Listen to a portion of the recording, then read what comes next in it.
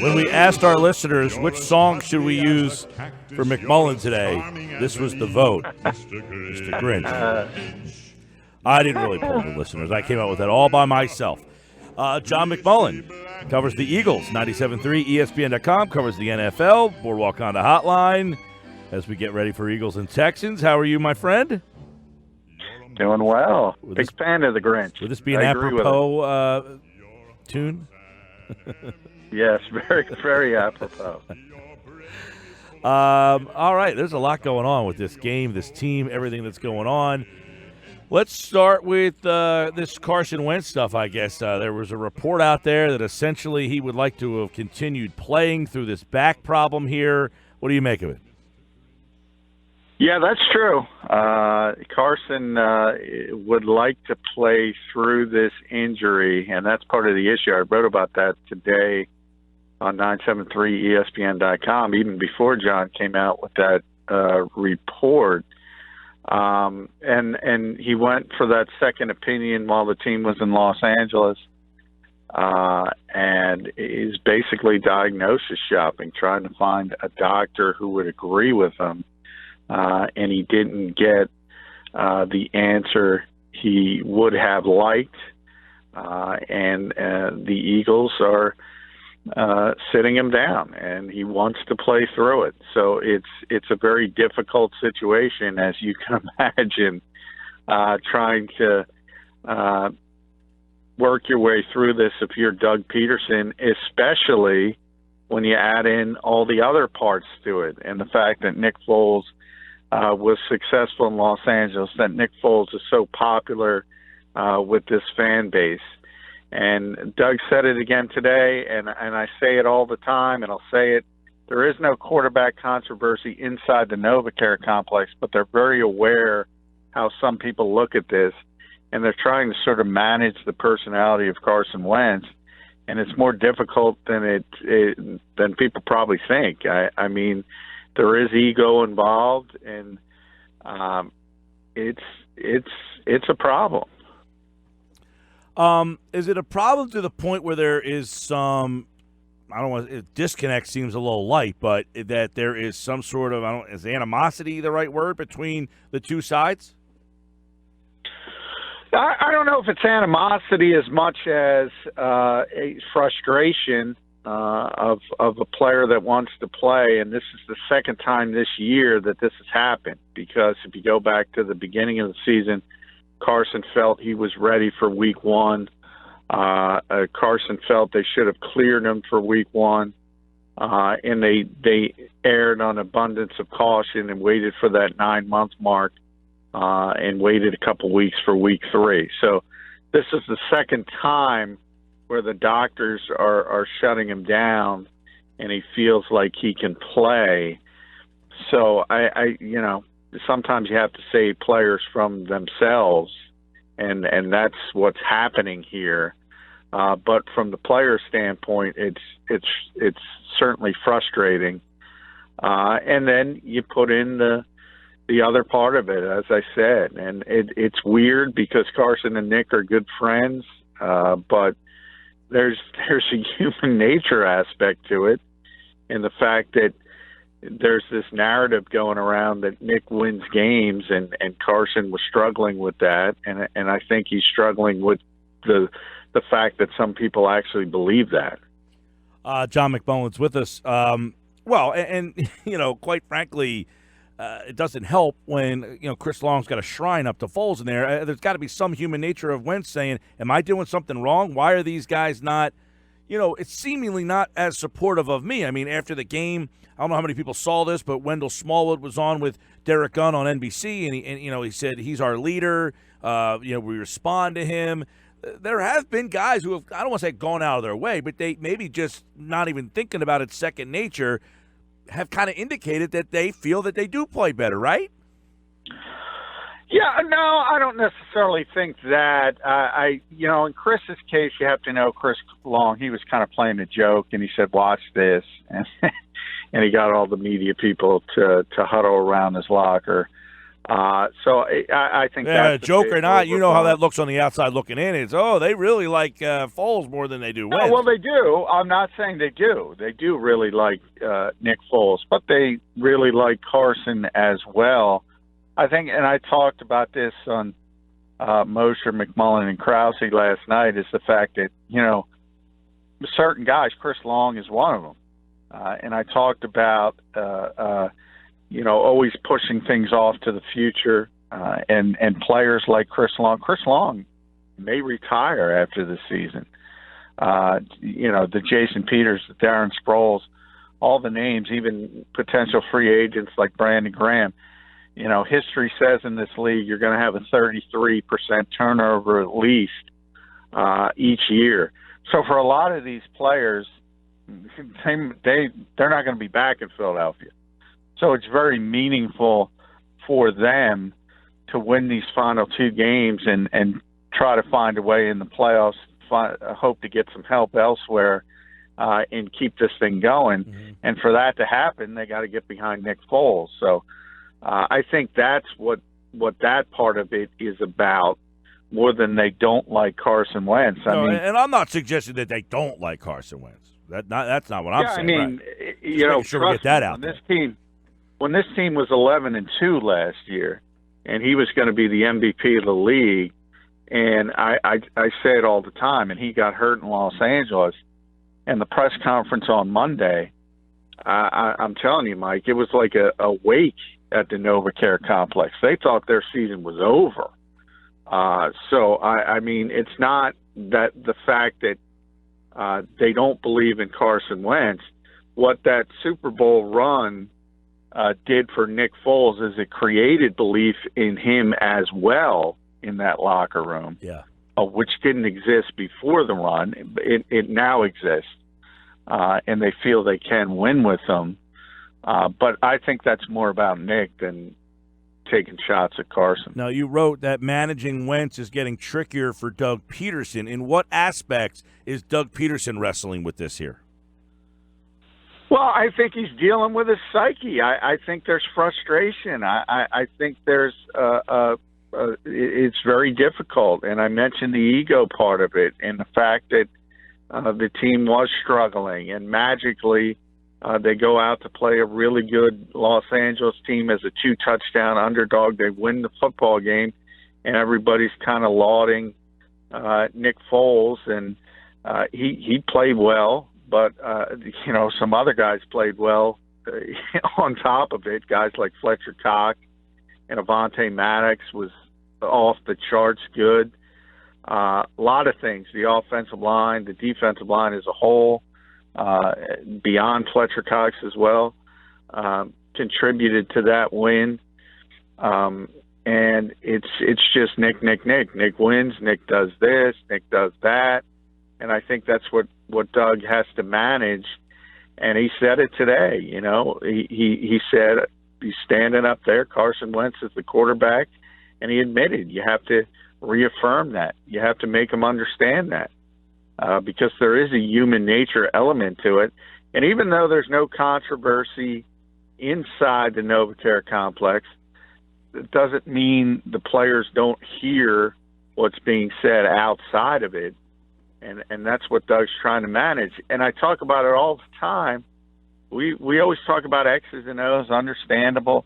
Biggest part of being a coach in the NFL, a successful coach, has nothing to do with between the lines. I mean, you have to be good at that, but it has to do with managing personalities, managing locker rooms. Well, you know what's going to happen inevitably, John, is that there's going to be some way it's going to get out that, Wentz is cleared and he's healthy. Right? I mean, this is going to happen, don't you think? It's going to be Wentz is cleared and happy, Eagles not letting him play. I could just see that happening. Like, even in Week 17, like, let's say they win the game this week against the Texans, and it almost feels like that's where this is heading, that Wentz wants to play, and he feels that he's healthy enough to play, and now you have this game against Washington, which potentially – I mean, let's say Minnesota loses this week, and Washington wins, and Philadelphia wins. You could be playing in an elimination game, and it's something like it got to that point. I mean, you could have a mess. Yeah, you're right. No, but the part of it from the Eagles, they already gave themselves a little bit of an out on the record. Doug said it's going to take 3 months to heal. And clearly what the John Clark report says is, Carson wasn't accepting of that.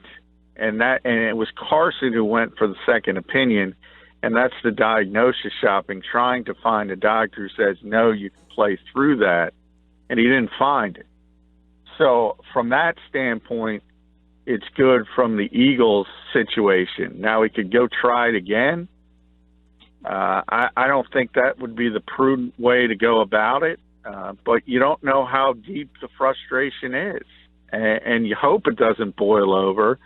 But I can tell you, I mean, all these things stem from the fact that Carson has not spoken. He's probably not going to speak again, the Eagles have said, until he plays, which is probably not going to be till next year. So we're probably not going to talk to him till the off season. And that's going to create more and more and more controversy to the point where it's a self-inflicted wound. Mm-hmm. And I think he should have gotten ahead of the story, but obviously the team and Carson Wentz have disagreed with that. How do you think this whole situation has, from where it started to where we are now, has been handled? Poorly. I mean, I think the Eagles have been lack transparency really all year when it comes to injuries, particularly with Wentz's injuries. And I think that's always a bad way to go about business because it creates not only misinformation at times, but disinformation. I mean, Doug basically confirmed today at his press conference that Carson wants to play and wants to play through it. And said we're going to leave it in the hands of the medical team. So he basically confirmed that story even before that story came out. So that part I think is 100% true. He wants to play through it. And the Eagles are in this, and I called it the Sixers mode. The difference is they already won one, so maybe they have some cachet to play with. And always talking about the future instead of now, I don't think that's the proper way to go about business in the NFL. I think they're different sports. You never know what's going to happen in this league. Things move really quickly. And then the second part is what I just mentioned before. It's not fair to players like Chris Long and Jason Peters and Darren Sproles and even Brandon Graham, who's a free agent and who may not be back. I don't think you should be worrying about the future when you have an opportunity to play here, to make the playoffs again, and potentially who knows what happens. Now, the second part of that is maybe the doctors believe he shouldn't be playing, or maybe it's caution. If it's caution, I don't agree with it. Mm-hmm. You think about it, Mike. Aaron Rodgers played through a sprained MCL, could barely move. That's what people do in this league. How many times have we seen Ben Roethlisberger play through injuries? Cam Newton played the second half of the season through injury until they shut him down because they're out of it now. I mean, that's what the NFL is. So I don't agree with caution if that's what the Eagles are doing. But the other side of that coin is there's every chance that, no, they just said he's not cleared to play because he could suffer further injury or something else could happen. So there's two sides of the coin, but there's a lack of transparency. Yeah. So it's hard to sort of lock it down. Well, and at this stage, I know that Doug has clearly come out and said that Carson is our quarterback, and I think you and I certainly believe that, and I think most people who cover the team believe that. There might be fans out there who are unsure of that, but Carson Wentz is their quarterback. But do you think that at this point they want to just ride this out with Nick? Healthy or not? Well, I think this year, yeah, I don't think you're going to see Carson Wentz again. People have brought up the potential, say, if you make the playoffs and Nick gets banged up, what do you do then? do you allow Carson to play through this injury? After you said it was a 3-month injury. Yeah, I think that makes you look even worse. So I think they're at the point of no return, that this is Nick Foles for the rest of this season. How do you go and then that's the problem. And then you put yourself in the corner where if you make it to a playoff game and Nick got hurt, you're going to turn that over to Sudfeld? And then you have to ask yourself some difficult questions, because that's where they are now. Just to save face, really. Yeah, exactly. Do you want to save face, or you want to try and win football games? And too often, I think this organization is concerned with how it looks as opposed to doing what should be done. Now, if that's your belief, and you want to be cautious, and you say, yeah, he probably could play, but we're going to shut him down because we feel that's the best way long term. Look, me personally, I don't agree with it, but it doesn't mean you can't have a different opinion. But you got to be above board about it, is all I'm trying to say. I personally don't think it's fair to the veteran players. The one thing I can say, though, is this team does not think Nick Foles is better than Carson Wentz. So to me, the only two possibilities are they're being cautious because they're worried about the future, or it's legit and they don't feel he should play with this injury. Those are the two narratives that I think could be true. The other ones I don't put much stock into. Let's look at Sunday real fast. Eagles line, Texas defensive line. I think that's where they're best. Watt, 14.5, Clowney, 8. They're very good up front. They got a good front 7 as always. Get the ball out quickly here like we saw last week. They're not very good in the secondary. No, well, they're okay. I wouldn't say, obviously, versus the past, they haven't been as good. But when you look at some of the talent they have back there, although they are banged up, it's a pretty talented defense. And McKinney, even at linebacker, they're pretty good. They have stars pretty much at every level, and that's what you look for in this league. I think yardage is becoming antiquated. The new mentality of defense is sort of what the Eagles did against the Rams. And, make people throw it underneath, make them go on these 15-play drives, rally up and tackle well, which the Eagles haven't been good at consistently, but were good at last week. Mm-hmm. And then hope somebody makes a mistake, because the chips are stacked against you from a defensive standpoint. So I think everybody is starting to shift to that mentality.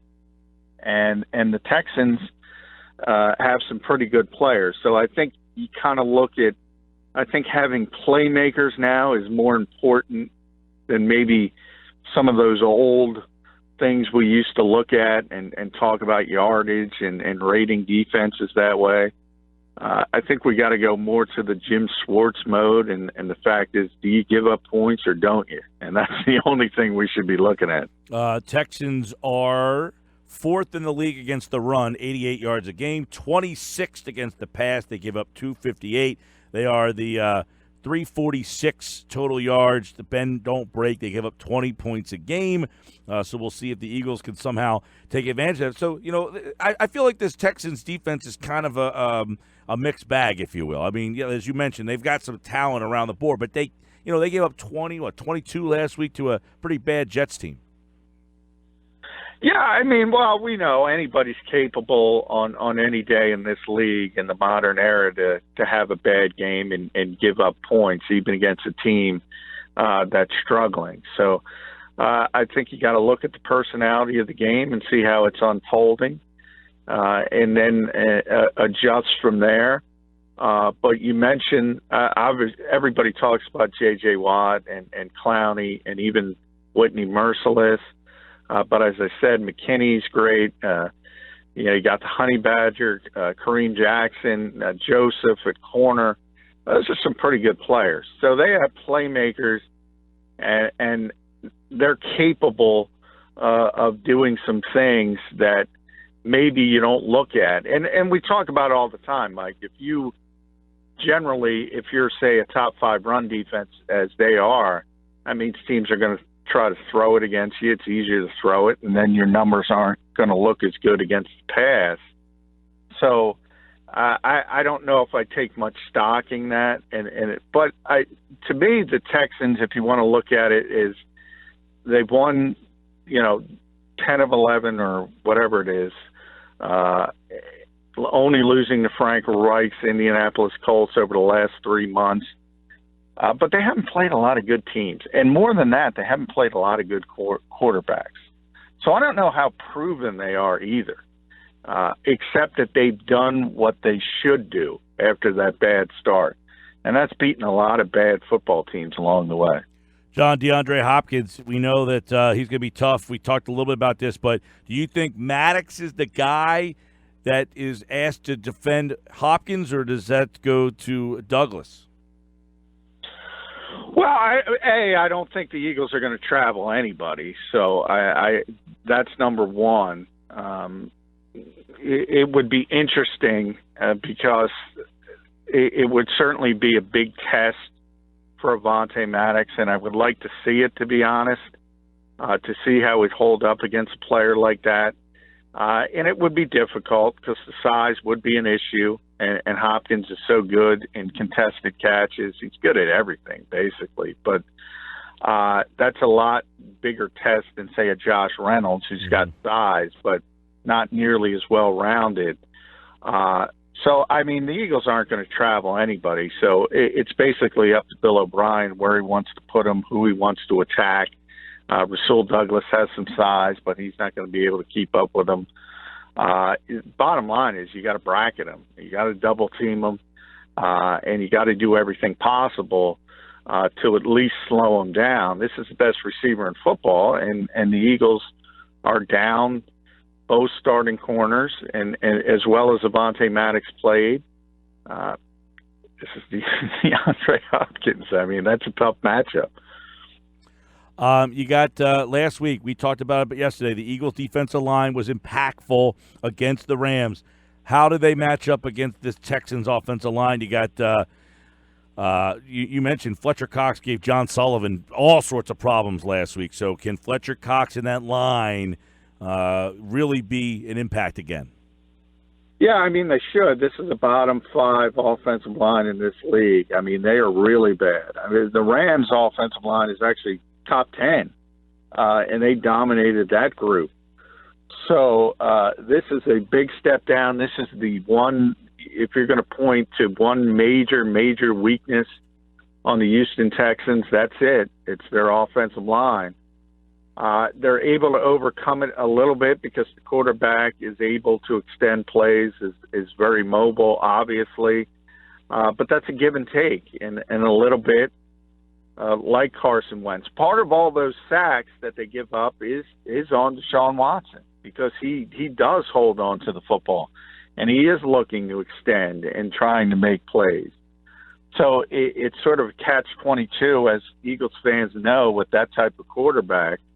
And you're going to have the opportunity to sack him a number of times. So to me, that it's not really about – I think the Jets sacked him 6 times last week, maybe, and they still won the football game. So it's not necessarily, to me, the number, what you get to. I don't care if it's 2. I don't care if it's 3. I don't care if it's 8 or 9. Yeah. But if you can create some turnovers because you're hurrying them, or a strip sack or something of that nature that can change the game, I think that's more important. Yep, Watson sacked 52 times, most in the league, and we'll see if the Eagles can get to him. Eagles-Texans this Sunday, 1 o'clock right here. Countdown to kickoff starts at noon, and you can hear all the coverage with Merrill and Mike. Countdown to kickoff starts at 10. Merrill and Mike have the call at 1. John McMullen, your pick is?